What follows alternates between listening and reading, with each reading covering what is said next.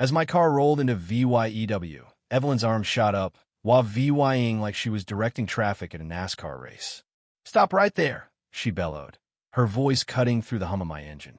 "This is private property, and you're DRIVYing like a lunatic." I eased to a stop, keeping a good 10 feet between us. Lunatic? I hadn't even hit 20 miles an hour, turning into my own neighborhood. I rolled down my window, trying to keep my cool. "Ma'am, I live here," I said, gesturing to my car. "Could you move your golf cart so I can get through?" I wasn't speeding, just heading home. Evelyn wasn't VYing it. She stomped toward my window, her face turning a shade of red that matched my car. "I'm Evelyn Harper, president of the Crest VYEW HOA, and I've been watching you tear through these streets since you moved in," she snapped, jabbing a manicured finger at me. 3 weeks. That's how long I'd been in this gated slice of paradise. And somehow, I'd already become her personal vendetta. When I bought my dream home here, I thought I was signing up for peace, luxury, and the kind of privacy you earn after grinding for years to build a business. The real estate listing raved about the tight-knit community and top-notch HOA. What it didn't mention was Evelyn Harper, or Karen, as the neighbors whispered behind her back. Our first run-in was just 2 days after I moved in. I was parking my Lambo in my driveway when Evelyn marched over, clipboard in hand, lips pursed like she'd just bitten a lemon. "That car's too loud for this neighborhood," she'd said, glaring at my ride. "This isn't Miami. We have rules here."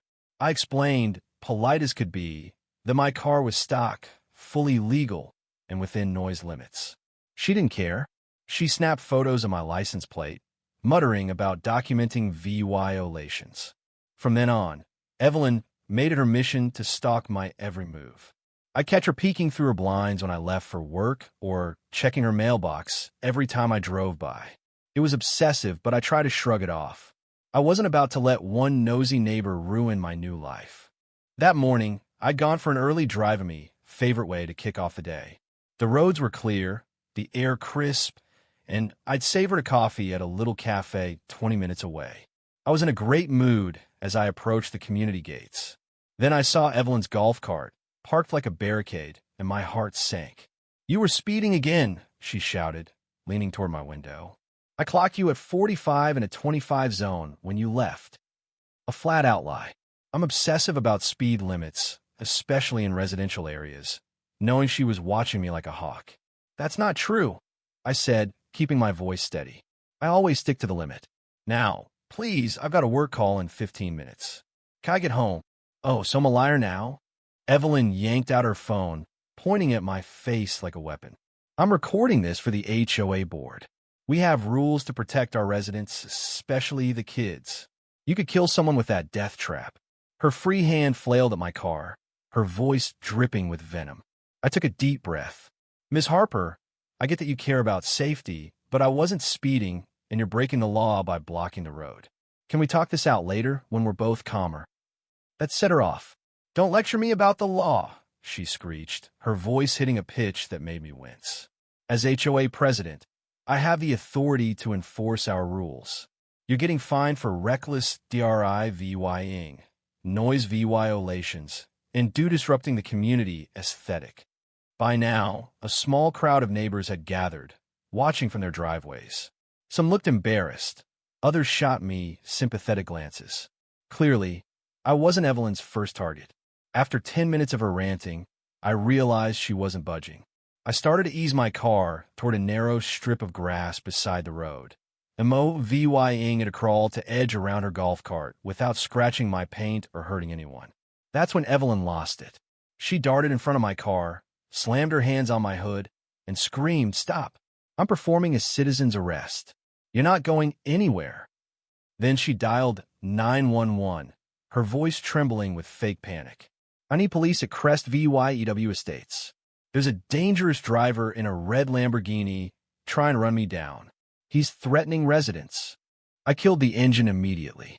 This was spiraling, and I wasn't about to give her any fuel for her lies.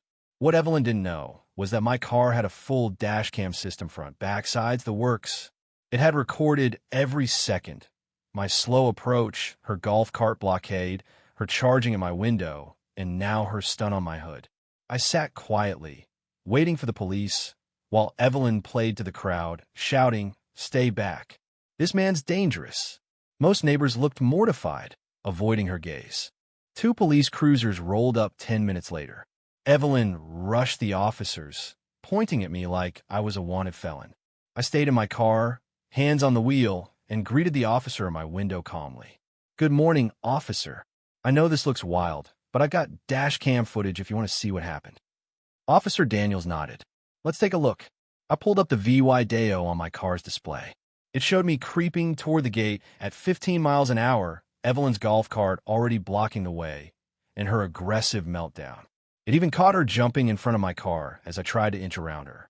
Daniels watched, his eyes narrowing. "That's helpful, sir," he said. "Mind if I get a copy?" I handed over a USB from my glove box with the files. As we're VYEU'd the footage, a neighbor, Mr. Thompson, approached. "Officers, I saw it all from my yard," he said. "I was watering my plants when Miss Harper sped down the street in that golf cart 20 minutes ago. She was waiting for him. She's been after this guy since he moved in." Evelyn, who'd been yakking to the other officer, spun around. "That's a lie.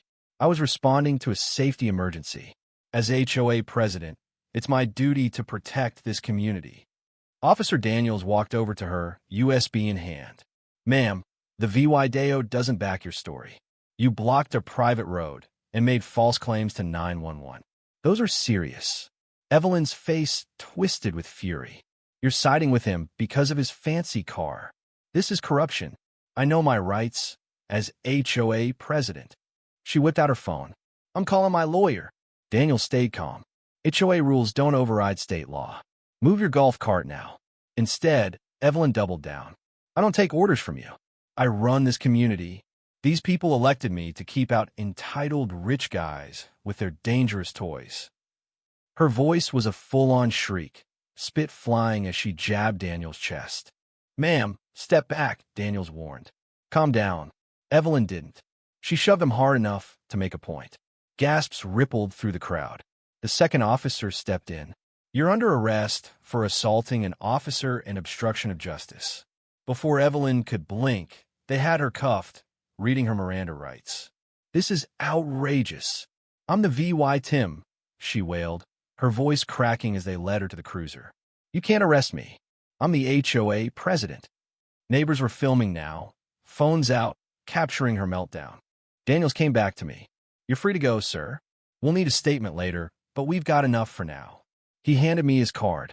A neighbor moved Evelyn's golf cart, and I finally drove through the gate, feeling a mix of relief and exhaustion. 2 weeks later, an emergency HOA meeting was called. I braced for more drama, but the VYB was different. Evelyn was gone, and a retired judge, now interim president, ran things smoothly. The board voted unanimously to boot Evelyn from her role. After the meeting, neighbors apologized. An older resident, Mr. Grayson, filled me in.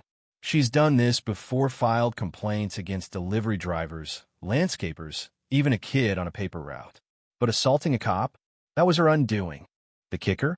A neighbor's security camera caught Evelyn the day before, zooming through the neighborhood in her golf cart at 35 miles an hour way over the legal limit, thanks to an illegal modification.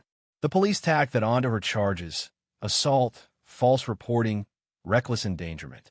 She got 30 days in jail, a DULA, $5,000 fine, and a year's probation. At her sentencing, she collapsed, sobbing that her life was ruined. As they led her away, she locked eyes with me in the courtroom, her glare pure venom, and screamed, "You'll regret VYing here." So what do you think? Was Evelyn just a stickler for rules gone too far, or was she a power-hungry tyrant who got what she deserved? Should I have handled it differently, maybe tried harder to make peace with her early on? And what about HOA, they a force for good or a breeding ground for petty dictators like Evelyn? Drop your thoughts below, hit that like button if this story got your blood pumping, and subscribe for more wild tales from the trenches of suburban life.